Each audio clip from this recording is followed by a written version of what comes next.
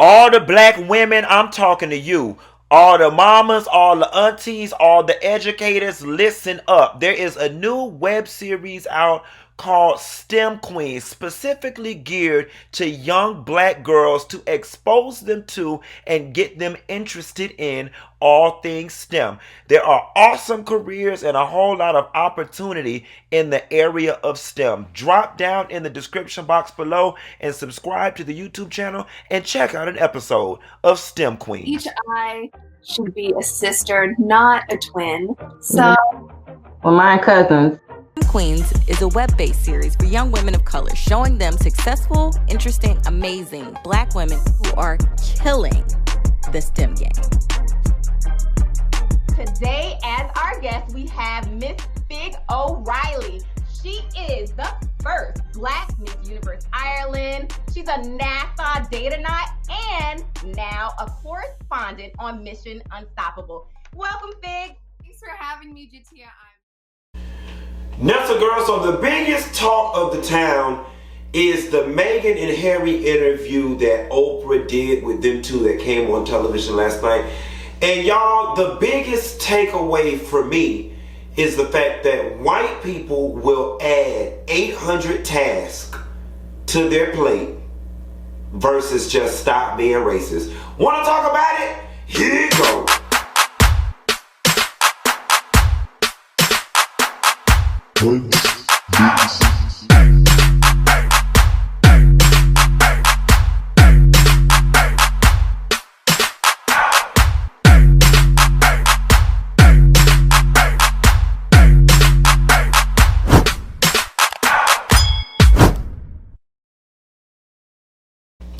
Now, so girl, I said in my opening, white people will put themselves through all type of trouble, lose sleep, toss and turn, sweat, and give blood, sweat, and tears versus just stop being racist. There was a whole lot of people who lost a lot of sleep and put themselves through a whole lot of hell just in an effort to make Meghan and Harry's life hell, and for why? That was the most infuriating thing for me. The fact that there was just this big group of people who conspired all of this. And the sad part about it is, I would be curious to know what was the ultimate end game, right? Like, let's just say, for instance, Meghan and Harry never decided to leave. They were still going to continue to do their royal duties. They were still going to live in the castle up under all of that stress and depression and whatnot. What was the end game? Was the end game to was the end game to ultimately drive her to suicide? Or was the end game ultimately what it was to get rid of their ass and get her up out the situation? You know, this interview has left me all kind of conflicted and all types of thoughts in my mind because I was a little troubled in the beginning of the interview at Meghan's reluctance to call it blatant racism, like call it what it is. You can tell that her and Harry both choose their words very carefully and did this interview in a means that was respectful yet truthful, yet they're still protecting a lot of somebodies. There was a part of the interview when Oprah asked Meghan, you know, why did she think something happened? Or why did she think there was a different set of protocols and expectations and media treatment between her and Kate? And for me, the answer that I was looking for from a black woman, a person of color, however you want to frame it, was to call that thing a thing. Before I dive into the interview, I want to speak on what I just said, calling her a black woman. Now, y'all know when it comes to this colorism issue, per my Basketball Wives videos, many of us are on two different ends of the spectrum. But using the current climate and what's going on and what colorism does to our community, it says that colorism, or not being colorism, or not being colorist rather, says that despite the fact that Meghan's skin is lighter, that she is a black woman and I'm supposed to treat her as such, right? Because if we pull the glove inside out, it must still be a glove. The dark-skinned person is supposed to get all of the privilege and respect of being black, and so should the lighter-skinned black person.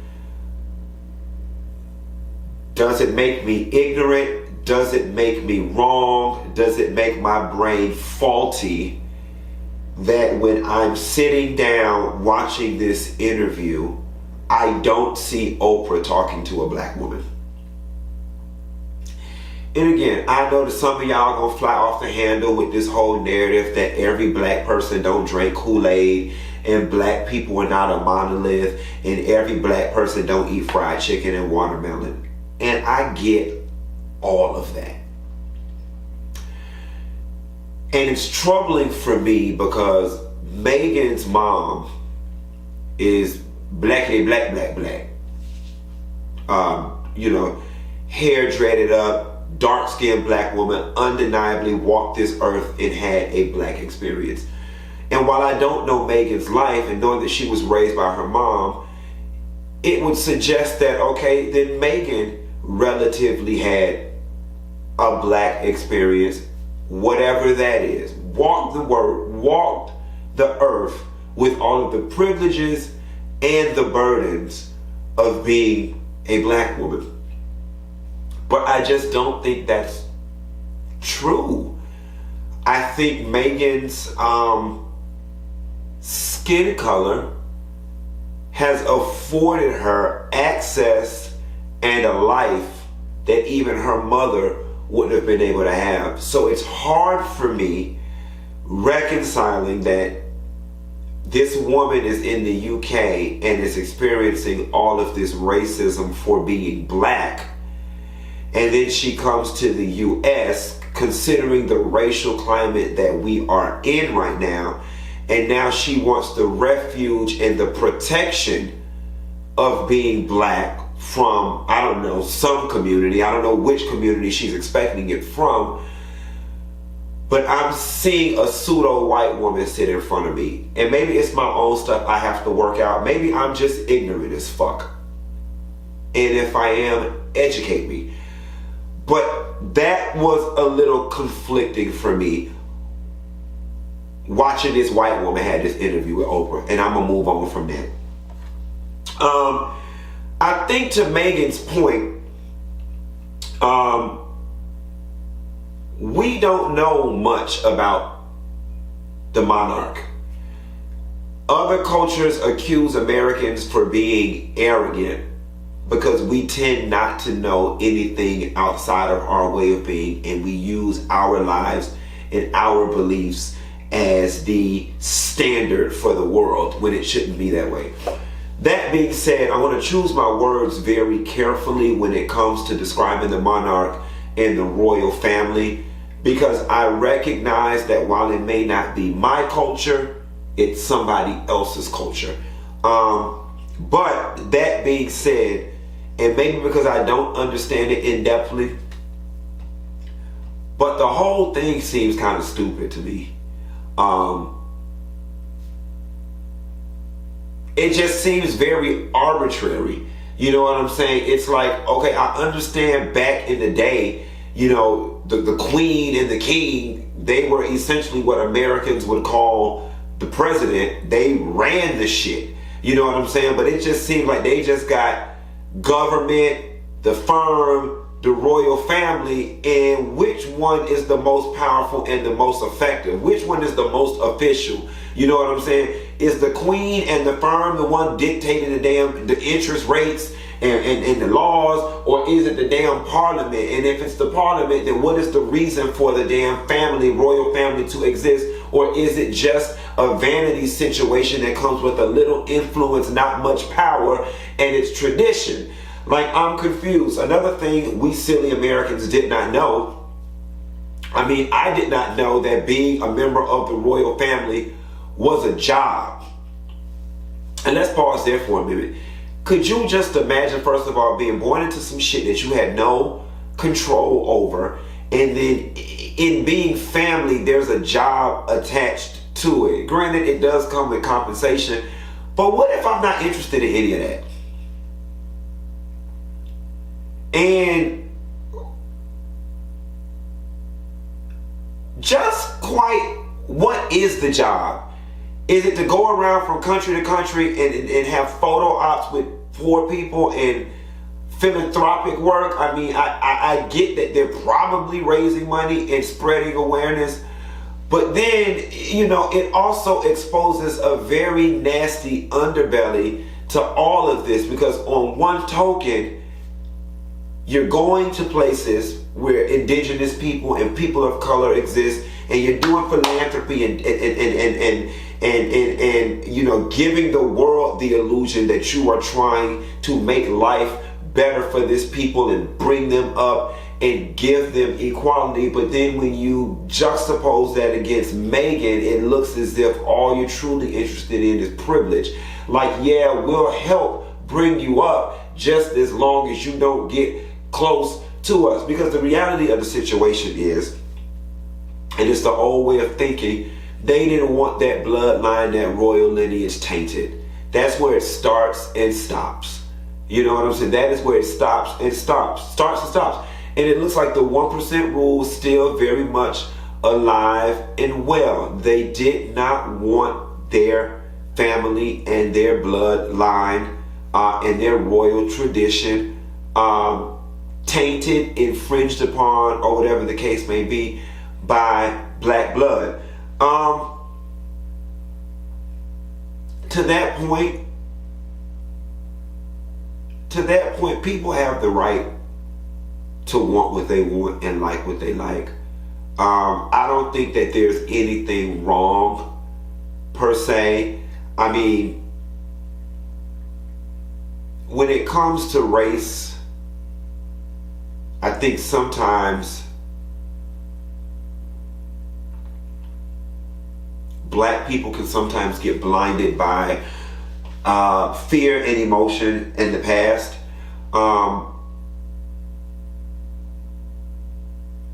A black person would be proud to find generations and generations and generations of family photos of just proud black women with flowy hair that are beautiful, and celebrate that. You know, we've got 17 generations of the Smiths that own this farm, and we are a proud family. I don't think that there's anything wrong for anybody else of any other culture to desire the same, want the same, or want to celebrate the same. I think there's a difference I think there's a fine difference between being racist and being proud of your culture. But then there's also a difference that when faced with the option of change, you become intolerant. And that's when it becomes racist. The reality of the situation is they did not want that lineage to be altered. You know, Meghan, she beat around the bush when she said, was she bothered about her child not having the title? And she made it about the security. She said, well, if not having the title meant he wouldn't get security, then I have a problem. I wish you just would have been more truthful. There's no way in hell you could have told me that you being told that your child would not get the damn title, that wouldn't have bothered you. Not only did it bother you, it bothered you to the pits of your damn soul, because you understood why it was happening. You were being slighted, and so was your child. And it's funny because for it not to have mattered, your whole union to the prince was for naught. It was for nothing. If you know what I'm saying? Like, if we really gonna do the fairy tale thing here, let's do it. You marry a prince and you're supposed to sail out into the sun and live happily ever after, but then it stops, and your child and your children and future children don't get to reap the benefits of being whatever. It fucking bothered you, bitch. It did. Because it would bother any damn body. It would bother anybody. They made a clear distinction between the queen and the firm, right? But the reality of the situation is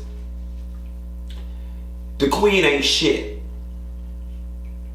Because if at the very end of the day she is the queen, you have to show her the ultimate respect. You have to curtsy to her. Even family members bending down when they see grandma. If that's truly the case, then you mean to tell me that against the advice of the most senior advisors, the queen couldn't walk her ass down into the comms department and say, this is what's going to be. I don't care what you said. I don't care what you're advising me. This is what it's going to be.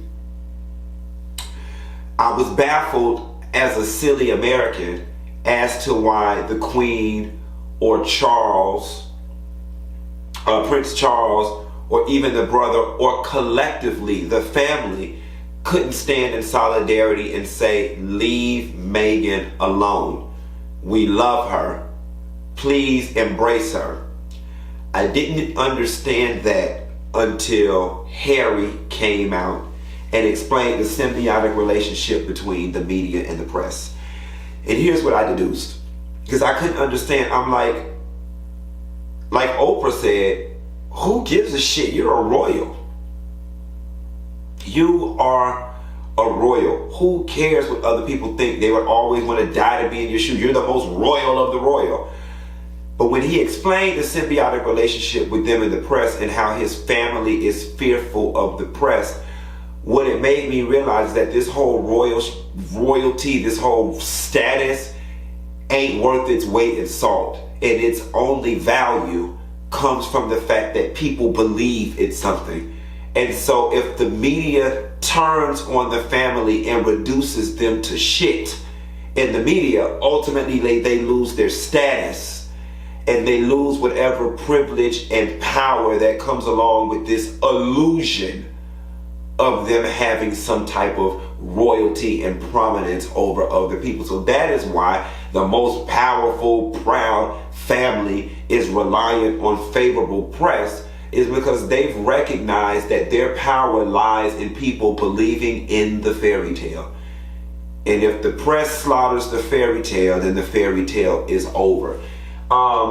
Which is weird to me because, again, as an American, you know, we're thinking back Marie Antoinette days, King Louis days. I'm just like, shit, don't the queen got enough power to say off with your head?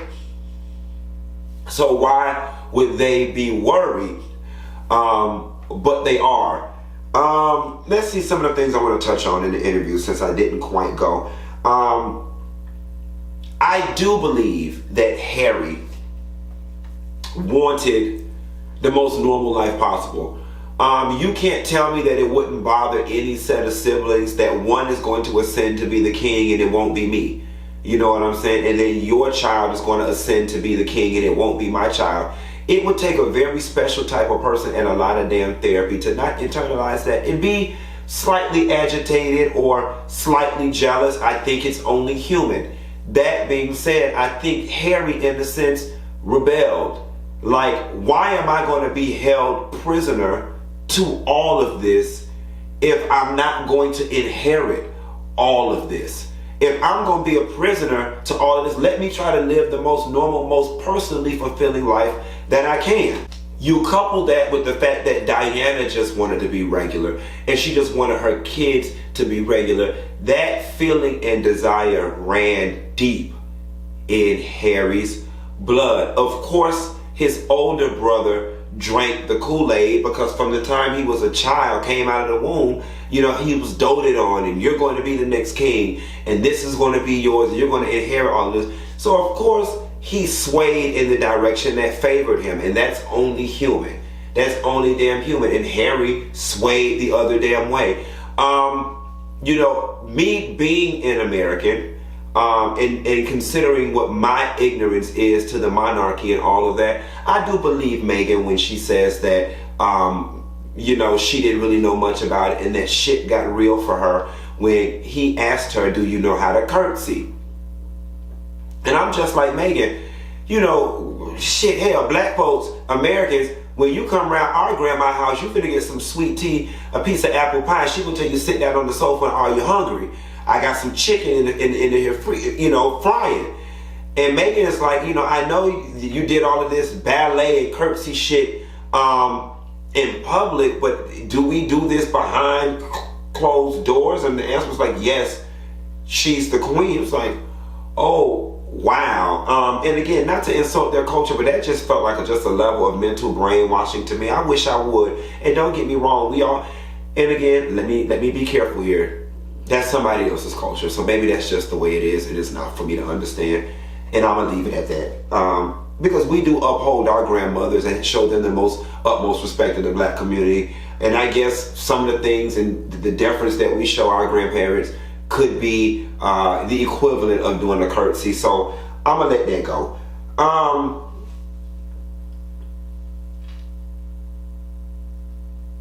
I like the fact that they touched on the fact that they had got married 3 days prior to the actual ceremony, that they knew that would be for the world and not their real moment.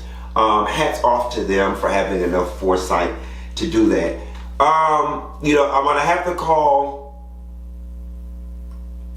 to call bullshit again on Meghan with the whole, I never Googled my husband, I never Googled his family, you know, I never Googled what it would be like to be a royal. Meghan, it's just hard to believe. And the reason why I think it's hard to believe is because we understand girlfriend culture, right? You and your girlfriends, when you're at happy hour, when you're at dinner. And girlfriend culture is, girl, I just met this cute guy and he lives here and works here and drives this and I really like this one. And your girlfriends are like, oh my God, girl, yes, tell me more, tell me more. You cannot tell me that the day a prince showed you the slightest amount of interest, that you weren't doing 900 backflips and calling every girlfriend you had and gossiping and be like, oh my God, I can't wait. And as your relationship progressed, that you didn't get more enthralled, and also that you did not build fairy tales and sandcastles in your head about what life was going to look like as a princess.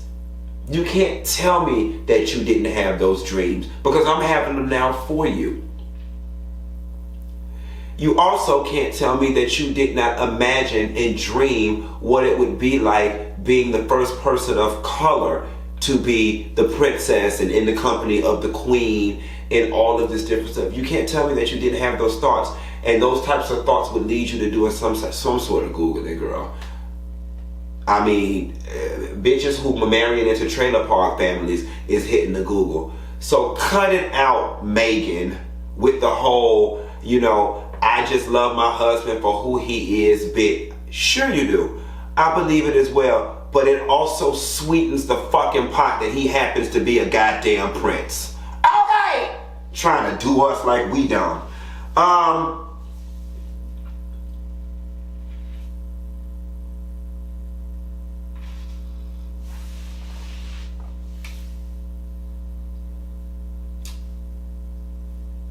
The comments about somebody saying she should be 50% less than what she is, I really wanted Oprah to, now that I think about it, so she's half white and half black. So was the 50% less, were they trying to say she'd have been 50% less of that, meaning zero black?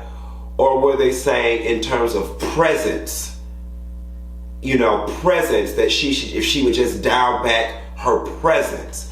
I don't know which one Meghan was trying to infer. I wish she would have, you know, elaborated a bit more. But then I also found it odd that, you know, people wanted her to be 50% less of who she was. I think Oprah did talk about that, 50% less of who she was. So I guess that was her presence. And she said, but I'm dominating the media cycle and I haven't even been out of the house. I've only been out of the house twice in 4 months. That had to be a lot. That had to be hard. I also think too, in the family's reluctance to try to curtail the media attacking her, that it was vindication of sorts. That they felt good. They felt like somebody else is doing our dirty work and expressing publicly how we feel internally. Because you can't tell me that there were not conversations about that girl's race. Because hell, black folks, when one of our people bring home somebody white, there's scuttlebutt around the table. And don't get me wrong, we might accept them, but there's still conversation about it. Like, I hate when people try to act like I don't see color. Bitch, it's the first damn thing you see. And there is a certain cultural expectation and level of access and whole set of rules that comes along with each hue of your skin, with each inflection of your accent, with each tone of your voice, with your gender. There are certain sets of standards for everything. And they're very real conversations. And they impact families both ways. It impacts everybody. How is it going to affect me in my fancy white social circles that my son got a black girlfriend? Although it's fucked up, it's a legitimate concern for somebody who's concerned about their status. And considering the fact that their status rests in their skin color, it's a legitimate concern. So I wish when it comes to race that all of us start being more honest about the conversations that are had.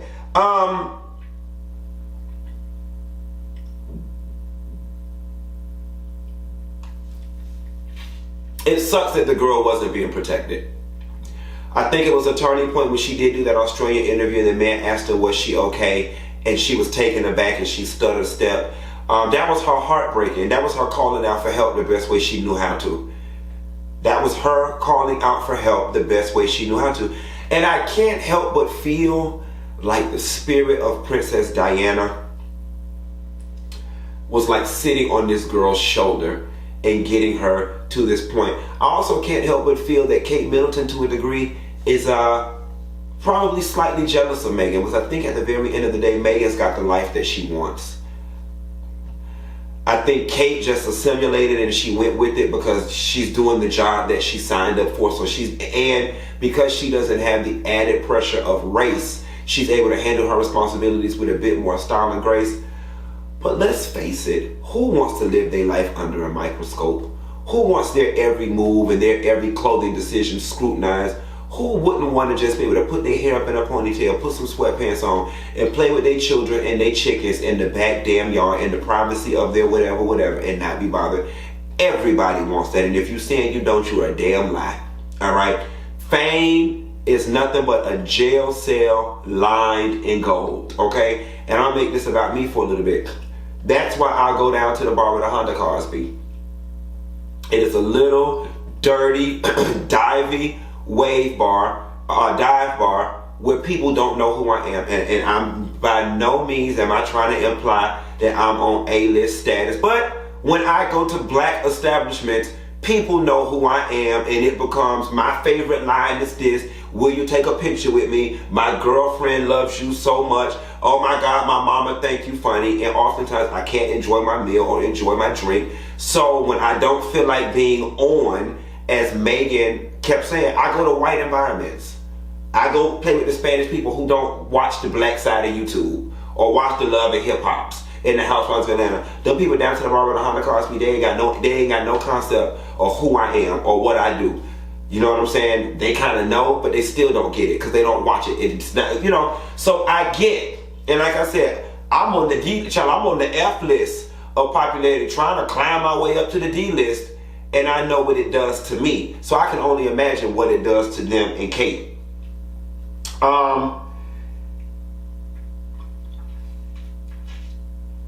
Being denied help when you were suicidal, you know, that was fucked up.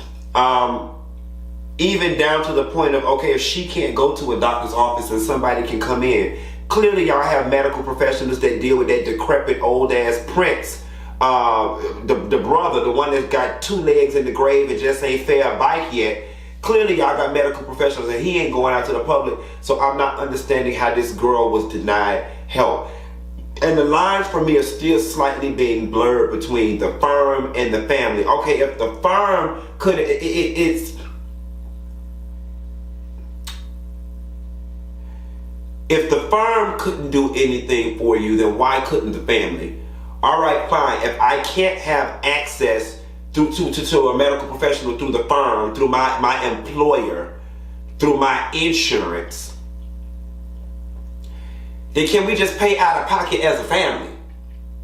You know what I'm saying? And again, sure, people jump through hurdles and hoops for any and everything they want to, for those they love. And if you don't think the proof is in the pudding, then look at how they covered up this Prince Andrew situation. Yeah, they stripped him of his titles, or whatever the case may be, and probably his money, but they probably only did that for PR purposes, and he probably still got access to every damn thing. And see, that was the other thing too that threw me off. And granted, I don't come from no rich castle background, so I need to understand what cut off means.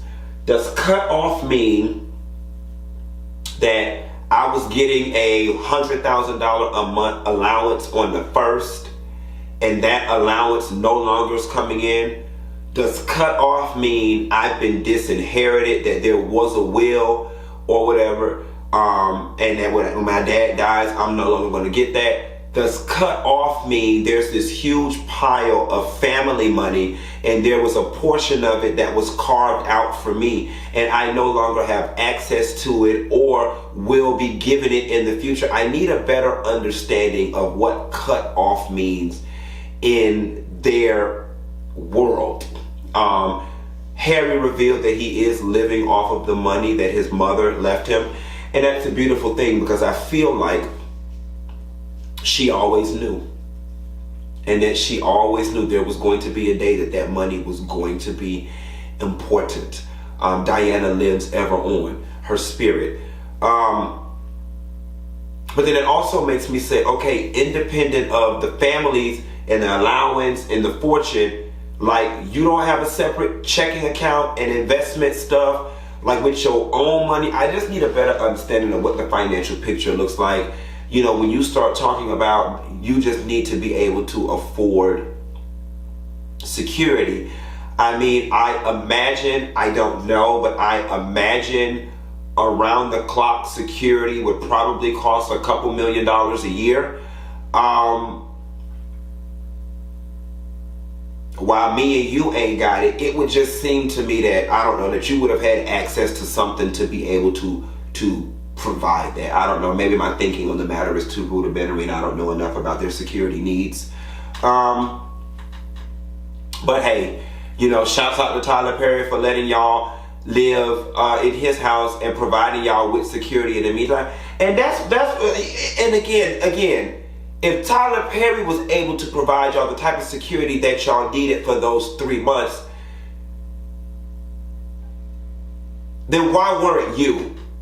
You know what I'm saying? Like, you didn't have enough money on your card or say, I just need a better understanding of all of this. And somebody who got a better understanding, please drop it in the comments and give it to us.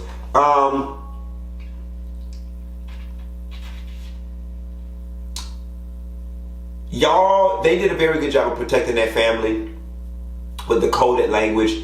Your security is being taken away because of your change of status.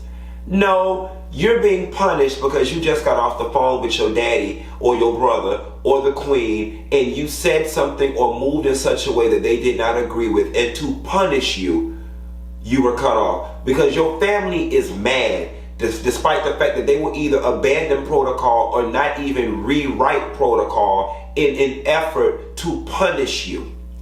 It would seem to me that come hell or high water, your brother and your daddy and your grandma would want to make sure that you were safe because they love you. And even if there had to be a separation between the people and the firm, that grandma would just pay for it out of pocket. So all of this, the firm, no bitch, it's the family influencing the firm. And I don't give a damn what nobody say. And while I love and respect the queen, she is the head. She is the prime example of of grace under fire and how to present one way and another is going on. I'm sorry, she's a part of it. If she's got the power to stop it, if she's got the power to at least influence the people that got the power to stop it, and it ain't being stopped, then like that African doctor said that got in an argument with Piers Morgan, what kind of grandmother are you? What kind of father are you? What kind of brother are you? All because I married a mixed race person. And when you say it so simply like that, it makes all of this seem so stupid and so trivial. And then, and again, and because it is so stupid and so trivial, hate, intolerance, and racism, it is really a sickness that white people have. It is a sickness. And in my compassion for their sickness, I have grown to really feel bad for them, when I should be feeling bad for my own people.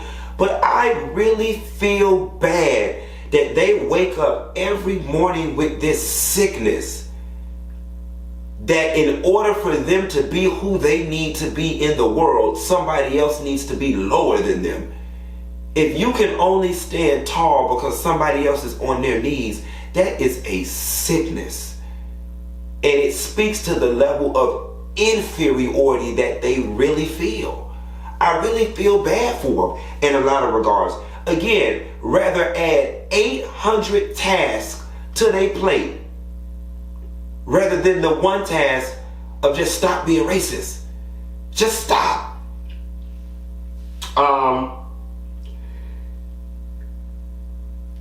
Something else that was very damaging to the family too is when they said 72 members of the parliament stood up, wrote letters, came out and spoke to the colonial undertones of the press's coverage and treatment of Meghan, yet nobody in her family said anything.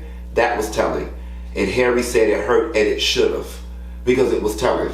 And in that regard, I'm glad him and Meghan got the fuck up out of there, because your kids were going to be treated different. Could you imagine the other little kids hearing the things their parents said? Now all the kids playing on the playground and they repeat something to these little mixed children.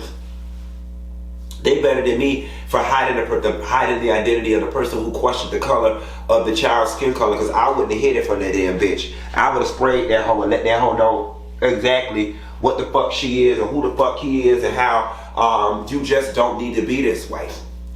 But then again, whoever said person is, that's going to be their damn trump card for when they need some damn money and y'all ain't going to give it to them. So that's why Harry just gave a little warning shot. He was like, I didn't completely obliterate you. And again, one lesson I learned as a blogger from a more experienced blogger at the time, John Murray, he was saying that the truth of, the real power of being a blogger is not what you tell, it's what you don't. This is just what they told. This is what they sat on the edge of the bed at night and discussed that they would tell. Imagine the things that they didn't. So yeah, warning shots have been fired. Back the fuck up off us and leave us alone. Because the American and the UK press would love to eat up who it was that had that conversation about that baby's skin color. Not to mention, Harry knows where bodies are buried. Hell, Meghan might know where a few bodies are buried too. Harry feeling let down by his father, especially considering the fact that his father has experienced a similar situation when it comes to Diane. Now, race wasn't a factor, but Diane was a regular common girl, or whatever the case may be. He knows to a degree what Harry experienced. They have a shared experience in certain regards, and to not be there for him, I feel Harry. That's hurtful. I also think that he and that brother are really at odds. And something is telling me that that brother is driving a lot of this shit. Something is telling me that, I don't know why, but my spirit is very on Henry being like, why couldn't you just be like me and Kate? You need to be like me. And that he's part of the one perpetuating a lot of this bullshit, especially considering the fact that he so accurately fits the lineage, it fits the job description, it fits the perfect profile, he benefits the most from it. I feel like he's probably one driving a lot of this, but definitely has the power to step in and help or sway the grandma or sway the daddy in you not doing it. And that's kind of messed up considering that what you and your brother went through at the hands of that damn family and that the firm and the institution. But like Harry said, he didn't even know he was stuck. That's all they know.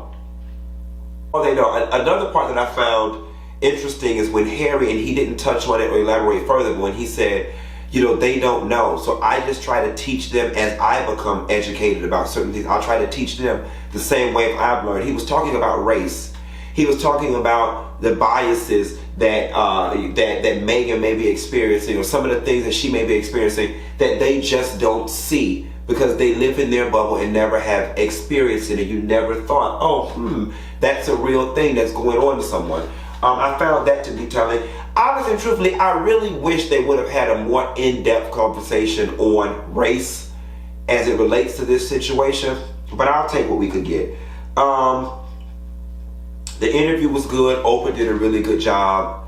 You know, there's nothing left for us to do at this point except sit back and wait on the fallout. You know, the only little thing that kind of had me about the situation was the whole, you know, him and Meghan worrying about income and how they were going to survive and this, that, and the third. And it's like, child, at the very end of the day, y'all got popularity and fame, which equals leverage. Child, y'all would have had a damn income. Y'all would have wrote a book. Y'all didn't have to live. You don't have to live in nothing huge. It's just 4 of y'all. And you said you wanted to have a regular life, bitch. Well, have a regular life, bitch. Okay! Going to get you a $100,000 a year job somewhere. Meghan could carry her ass down the rooms to go and be an assistant manager, okay, and live happily ever after her, them dogs, and them damn chickens. Y'all, that's all I got. Ain't got no more. We got a lot of shit to cover. Married to Medicine, Housewives, Loving Man, Huntsville, and I'm gonna try to touch on one or two more tonight. And I'll call y'all later. Bye.